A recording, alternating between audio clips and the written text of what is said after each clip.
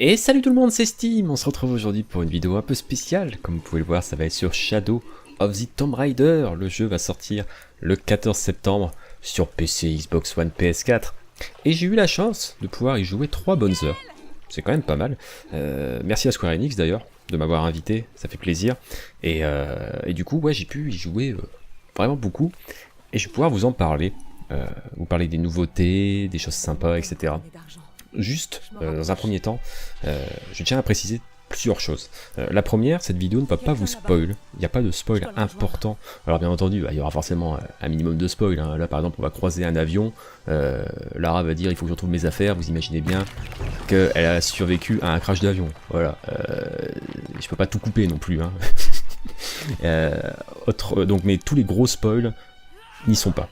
Vous inquiétez pas, vous pourrez découvrir ça tranquillement quand le jeu sortira le 14 septembre. Pas d'inquiétude, pas de gros spoil dans cette vidéo.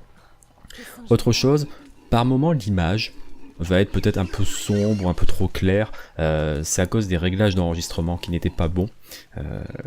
L'enregistrement s'est fait en HDR. Le HDR c'est une technologie spéciale qui permet d'avoir une plus grande gamme de couleurs. Sauf que le système d'enregistrement l'a pas bien pris en compte. Donc j'ai dû faire des petits réglages pour ajuster tout ça. À la base, l'image est très grise. J'ai quand même réussi à faire un truc sympa, mais si par moment vous trouvez que c'est un peu bizarre, c'est pas le jeu, c'est l'enregistrement. Je tiens juste à le préciser pour que vous soyez pas choqués ou autre. Après, il n'y a pas de moments qui sont vraiment choquants à proprement parler. Mais voilà, je tenais quand même à vous le dire, si jamais vous êtes un peu pointilleux sur, sur la qualité des graphismes d'un jeu. Quoi qu'il en soit, alors déjà, je profite de ce moment-là dans le jeu. Alors vous inquiétez pas, par moment je vais me taire pour que vous puissiez écouter les dialogues et tout, sauf que là c'est pas très important, mais vous inquiétez pas, dès que c'est important, je me tais. L'arbre de compétences, je le trouve très mal fait. Voilà, on commence direct avec un point négatif. Qu'est-ce que je peux débloquer là? Non mais dites-le moi, qu'est-ce que je peux débloquer? Parce que j'en sais rien avant. Et en fait, je sais ce que je peux, c'est qu'en fait, vous voyez, il y a un gros rouge, un gros bleu, un gros vert, et en fait, tu peux débloquer les petits bleus, avec du bleu dedans. Vous voyez ce que je veux dire? Et en fait, une fois que c'est débloqué, ça devient blanc à l'intérieur. Même à expliquer, j'arrive pas, c'est un truc de fou. Vous voyez, là, c'est devenu blanc, ça veut dire que c'est bon, je l'ai débloqué. Et en fait, je me suis dit, mais en fait, tout ce qui est bleu et pas noir, ça veut dire que j'ai déjà? Non, pas du tout. C'est ce que tu peux débloquer. Et j'ai trouvé le système de compétences vraiment mal foutu. Il marchait très bien dans ceux d'avant. Pourquoi le changer? Pourquoi le changer? Ça marchait très bien. Et d'ailleurs, ça me permet de rebondir sur un truc. Les premiers avis du jeu, quand le jeu a été présenté à Londres il y a quelques mois, j'ai lu pas mal d'articles sur différents sites, comme jeuxvideo.com par exemple, où ils avaient mis par exemple moyen. Quand ils avaient testé le jeu, ils avaient dit bah, c'est un jeu moyen. Et ça m'avait un peu choqué, je dis ouais, c'est chaud quand même, parce que le premier Tomb Raider, quand il est ressorti, quand Tomb Raider est sorti il y a quelques années, et qu'après Rise of the Tomb Raider est sorti il y a 3 ans, bah, on avait quand même des bons jeux, quoi. Des très bons jeux, même. Et je me suis dit, mais pourquoi? Et en fait, ils reprochaient au jeu qu'il n'y ait pas de nouveauté. Qu'il n'y a rien de nouveau. Alors, déjà, premièrement, il y a des nouveautés, on va en parler. Mais vraiment des vraies nouveautés importantes. Et deuxièmement, même s'il n'y avait pas de grosses nouveautés, on a quand même un jeu, par exemple Rise of the Tomb Raider, enfin moi j'y ai joué, je l'ai fait sur la chaîne, j'ai même fait les DLC avec la sorcière de Baba Yaga, je sais plus, enfin bref, j'ai adoré ce jeu, je l'ai adoré, et je me suis, enfin, pourquoi faire des gros changements alors que le jeu est déjà très bien? On va remettre les choses dans le contexte. Les derniers Tomb Raider qui sont sortis sur Next Gen, que ce soit Tomb Raider ou Rise of the Tomb Raider ou maintenant Shadow of the Tomb Raider, en fait c'est une trilogie qui se base sur Lara Croft, comment est-elle devenue Tomb Raider. Tomb Raider, pour info, ça veut dire la pilleuse de tombes, hein, ou le pilleur de tombes si on parle d'un personnage masculin. Donc en fait c'est tout ça, en fait toute cette trilogie c'est comment elle est devenue Tomb Raider. Et on voit par exemple le tout premier quand il est sorti, le Tomb Raider Next Gen, on voyait qu'elle avait du mal, qu'elle ratait ses sauts, tout ça, mais ça faisait partie du truc. Dans Rise, ça allait un peu mieux, et là c'est vraiment toute la part noire, sombre de Lara Croft qui va ressortir dans le jeu. On aura des défis assez importants, beaucoup de violence il semblerait. Par violence, je veux aussi dire difficulté. Et Et voilà, en fait, c'est une trilogie, le jeu. Enfin, quand t'as une trilogie, que ce soit au cinéma ou en jeu vidéo, tu t'attends pas à qu'un épisode soit totalement différent. C'est comme si, vous voyez bien les trilogies Star Wars. La première trilogie, alors je parle de l'épisode 4, 5, 6, c'était la même chose. Il n'y a rien qu'à changer d'un point de vue effets spéciaux, d'un point de vue apparence, d'un point de vue costume, enfin tout était pareil, entre guillemets. Pareil pour la deuxième trilogie, et pour la trilogie en cours d'ailleurs. Il n'y a pas besoin de faire des gros changements, c'est comme si genre il fallait que d'un seul coup ce soit plus les mêmes graphismes, etc. Non, il faut que ce soit exactement pareil, sinon on va rien comprendre. Donc, vous voyez ce que je veux dire. Et c'est vrai que ça, c'est un truc que je comprends pas qu'on puisse lui reprocher l'idée que ce soit la même chose. Mais encore une fois, on va rebondir là-dessus et dire qu'il y a des nouveautés. Déjà, alors attention, hein, je ne suis pas sûr de moi, mais enfin, en fait je suis quasi sûr, à 95%. Mais déjà, la possibilité de se balader d'arbre en arbre, ça y était pas avant. Alors vous allez me dire, ouais mais ça sert à rien. En fait si, parce que du coup, tu vas pouvoir être au-dessus des ennemis, pouvoir les assassiner furtivement, ou ne pas les assassiner et te frayer un chemin pour aller quelque part. C'est un ajout. Mais en fait, le véritable ajout du jeu, le point négatif, on va dire, de Rise of the Tomb Raider, quand il était sorti, c'était le fait que c'était vide. D'un point de vue population, environnement, enfin c'est vrai que c'était vide. Après, c'était parce que c'était une base secrète où on allait, c'était normal qu'il n'y ait pas... Enfin, c'est logique qu'il n'y ait personne, quoi. Là, en l'occurrence, on est dans la forêt péruvienne, actuellement, et dans cette forêt, on a un village du nom de Paititi. Alors Paititi, dans l'histoire réelle, dans notre histoire à nous, en fait Paititi c'est une cité perdue de l'époque Inca, que beaucoup de chercheurs essayent de trouver, que certains pensent avoir trouvé, disent oui c'était là, machin, mais en l'occurrence dans le jeu c'est une vraie cité avec des vraies personnes. Donc pas forcément un lien réel avec le vrai Paititi. C'est plus pour l'histoire du jeu.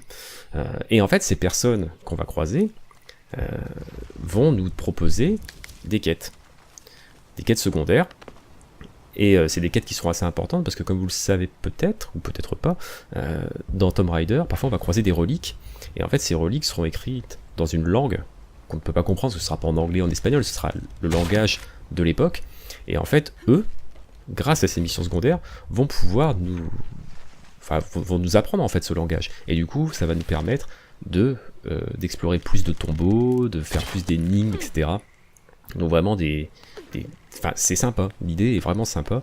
Et alors vous ne verrez pas le village dans cette vidéo, mais il y a déjà des vidéos qui existent, hein. Je me semble que Square Enix ils ont sorti une vidéo il y a un mois pour montrer à quoi il ressemblait le village. Et voilà, vous pouvez trouver ça très très facilement.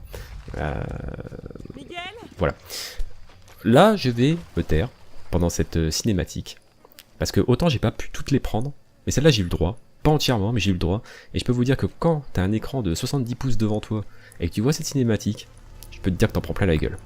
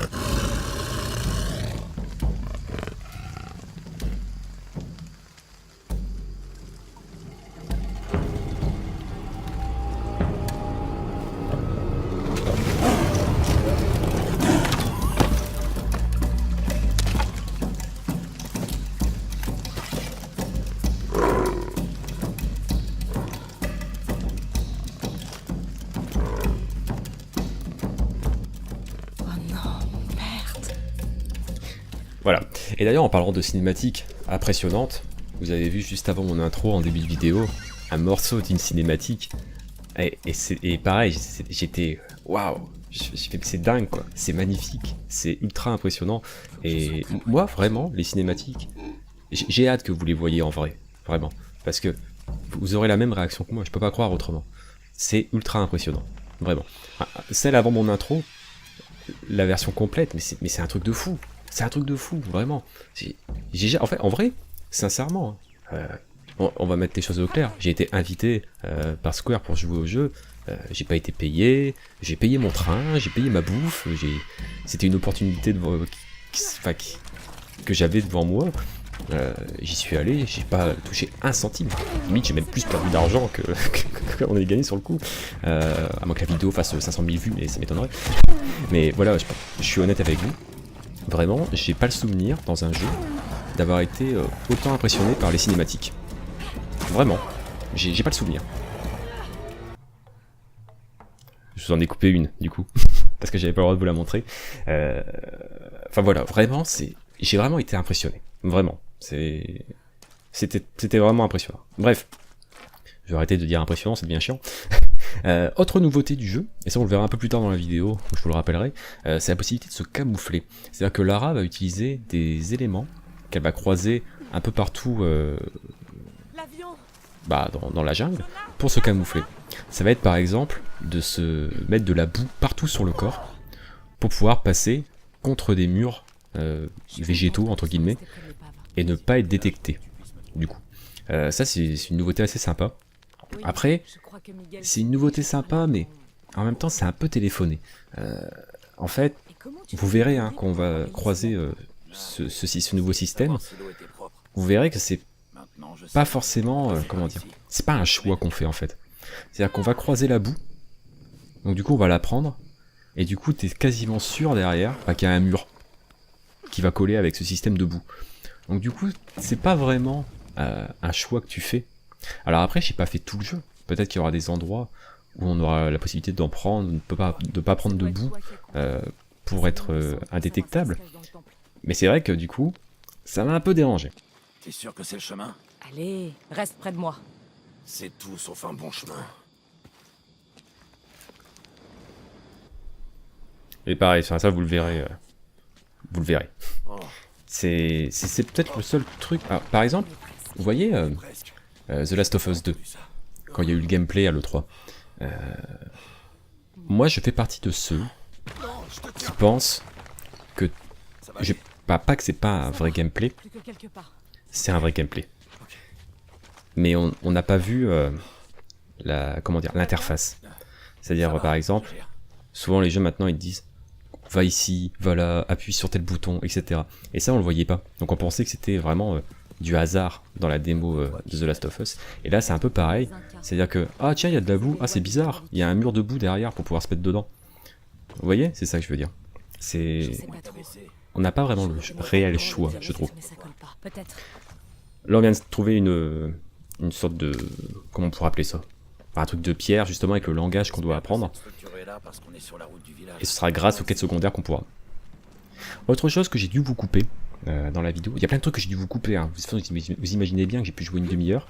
Je vous montre 25 minutes de gameplay. Je pouvais vous en montrer que 30 minutes. Mais il a vraiment fallu que je condense à mort. Et il y a des choses que j'ai pas pu vous montrer. La première, c'est comment dire, résoudre les énigmes. Par exemple, là vous voyez, il y a un pont qui est cassé et on peut pas passer. Et en fait, là j'ai réussi à le remettre, mais j'ai pas le droit de vous montrer comment. Ce sera à vous de le découvrir quand vous jouerez. Encore une fois, c'est pour éviter le spoil. Et autre chose que j'ai pas pu vous montrer, c'est les tombeaux. Après toi. Les tombeaux, c'est quand même ce qu'il y a de plus important, entre guillemets, dans un Tomb Raider. Et enfin, surtout dans celui-là, parce qu'il y en a énormément. Mais j'ai pas pu vous les montrer, parce qu'il y a des énigmes à l'intérieur, etc. Donc, bah voilà, malheureusement, j'ai pas pu. Mais après, je dis malheureusement, mais en même temps, si vous prévoyez d'y jouer, vous n'avez pas envie que je vous montre comment faire, quoi. C'est normal. Donc voilà, j'ai pu y jouer, j'ai pu les faire, mais je ne peux pas vous les montrer. C'est une recette. Ça ressemble à un mélange d'herbes pour mieux se concentrer. Ça pourrait être utile si on croise d'autres jaguars. J'espère que non. La sortie est par ici.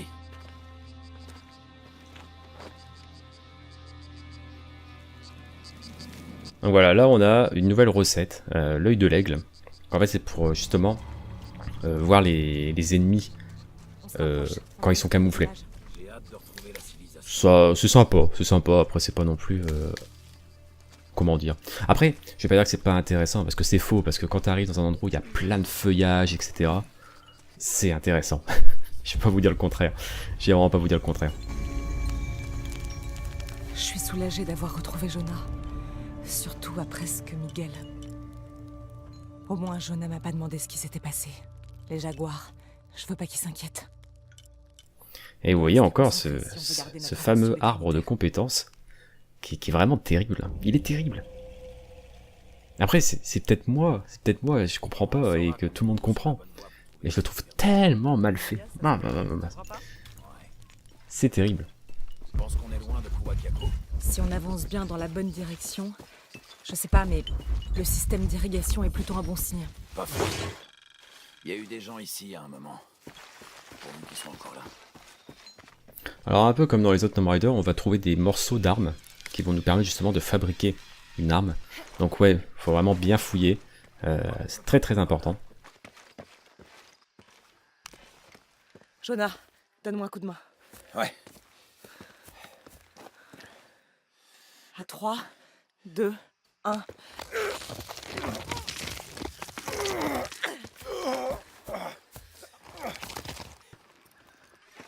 Et une cinématique de coupé. Donc une montagne. Autre chose que je voulais vous montrer, mais je ne peux pas vous le montrer, mais je peux vous en parler. Vous voyez, j'ai mis du flou en haut.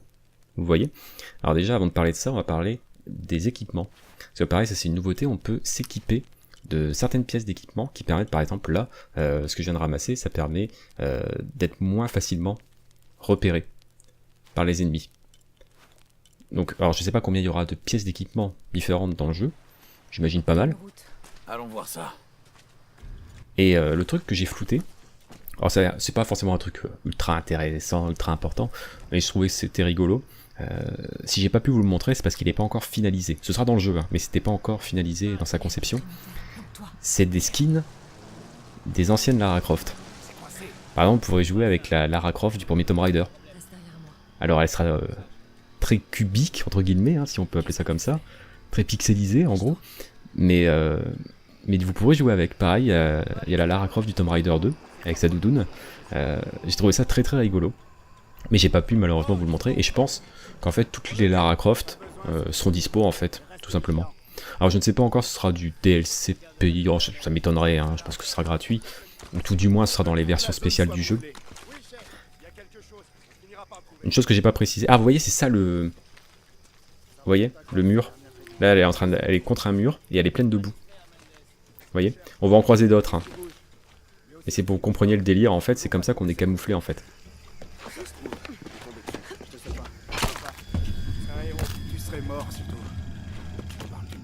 Alors c'est sympa, hein. L'idée est sympa, mais c'est trop téléphoné, c'est trop logique qu'on soit obligé de l'utiliser. Et ça c'est un truc que je reproche aux jeux vidéo, pas à celui-là, à tous ceux d'aujourd'hui. Ils sont tous comme ça. On n'a plus réellement le choix en fait. Après c'est pas grave, hein. C'est sympa, ça crée une ambiance, ça scénarise le truc, donc c'est pas mal. Mais de là à parler d'une nouveauté, bah, c'est plus une... Enfin, je sais pas, c'est comme s'ils avaient rajouté de la cinématique, quoi. Donc, après, je dis pas du mal du système. Hein. Le système est sympa et rigolo, mais c'est pas ouf. Voilà, c'est pas ouf. On peut se les faire.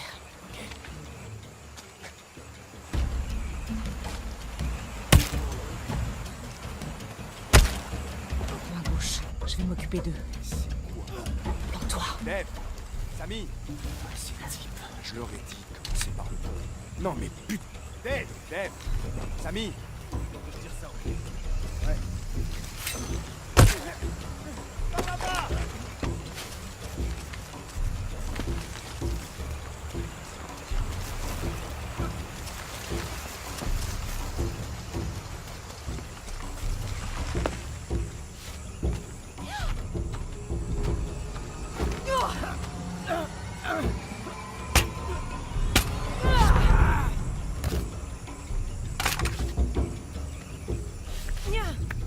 T'arrêtes tout de suite.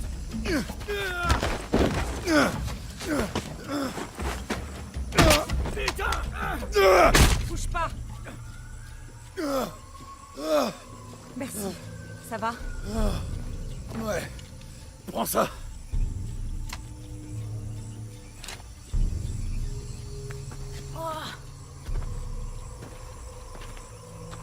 J'espère qu'on sera tranquille. Et c'est comme ça qu'on récupère 2 armes. Alors voilà, justement, l'utilisation de la boue. Vous voyez, hop, on prend la boue. Et en fait, pour information, je ne pouvais pas passer là. Je ne pouvais pas y aller tant que je n'avais pas pris la boue. C'est-à-dire qu'en fait, à la base, j'ai essayé de passer, il n'a pas voulu. Vous avez bouclé la zone? Et en fait, il a fallu que je prenne la boue pour que ça débloque, justement, le passage. C'est pour ça que je dis que c'est pas vraiment un truc où on a le choix. Dépêchez-vous de sécuriser le périmètre. Je veux que rien ne puisse passer. Compris, chef. Si je puis me permettre, chef, qu'est-ce qui se passe?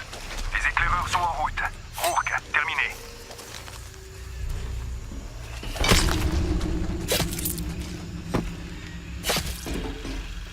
Donc voilà pour les nouveautés. Alors il y en a peut-être d'autres, peut-être des choses que je n'ai pas vues, parce que c'est le début du jeu, c'est possible, c'est pas possible, mais c'est vrai qu'on reste sur le même système que les derniers Tomb Raider, et encore une fois, je le répète, où est le problème? Où est le problème? Pour moi, il n'y a pas de problème, c'est une trilogie, c'est normal qu'il y ait des similitudes, l'histoire continue, et c'est cool, c'est cool. C'est mon point de vue. C'est mon point de vue. Et je trouve que c'est très très bien que ça se passe comme ça. Alors les ennemis humains ne sont pas les seuls problèmes dans le jeu. On a ce qu'on vient de voir passer. On sait pas vraiment ce que c'est. C'est un peu spécial. C'est vrai qu'on met au ralenti l'image. On dirait un singe. On dirait un singe un peu bizarre. Mais en fait, de toute façon, le jeu est basé sur une comment dire, comment on pourrait appeler ça? Une prédiction. Voilà, une prédiction 1K qui doit avoir lieu. Et Lara doit trouver une solution pour que ça se passe pas. Et les membres de la Trinité, qui sont les ennemis qu'on voit actuellement, eux, ils veulent essayer justement de... Enfin, pas que ça arrive forcément, mais de contrôler le pouvoir de ce truc-là. Voilà l'histoire du jeu. Et ça s'annonce sympa. Voilà. En tout cas, bah écoutez, moi les amis, je vous laisse là. Je vais vous laisser avec la fin de la vidéo. J'espère que cette vidéo vous aura plu. Moi, ça me fait super plaisir d'avoir pu la faire. On se donne rendez-vous, bien entendu, début septembre. Début septembre. Ouais. 2e semaine de septembre pour commencer le let's play. Parce que c'est clair qu'on le fera. C'est sûr et certain. Ce sera juste après Spider-Man. Mais Spider-Man sera encore en cours d'ailleurs. Et j'ai hâte. J'ai hâte, c'est un des jeux que j'attends le plus. Je pense que c'est dans le top 3 des jeux que j'attends le plus en vrai. Avec Red Dead, Spider-Man, je pense que c'est le 3e que j'attends le plus. Et j'ai hâte. Merci à vous en tout cas d'avoir suivi la vidéo. Je vous laisse avec la fin. Et on se donne rendez-vous bientôt pour une prochaine. Ciao tout le monde.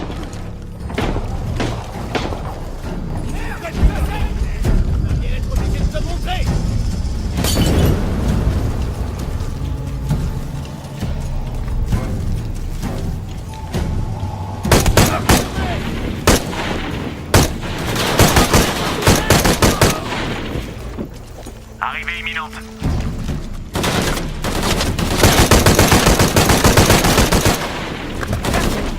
Regarde en vue. On y est. Encore 60 secondes et on entre. Faut former un périmètre. Où il est? Où il est? Sur la gauche! Tiens-toi! Ces monstres sont partout!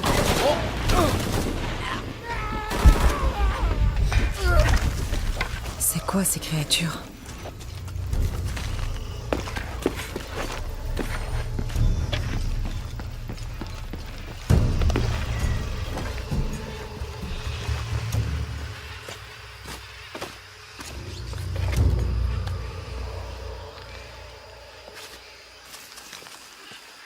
Mon Dieu, tous ces cadavres, les victimes des créatures.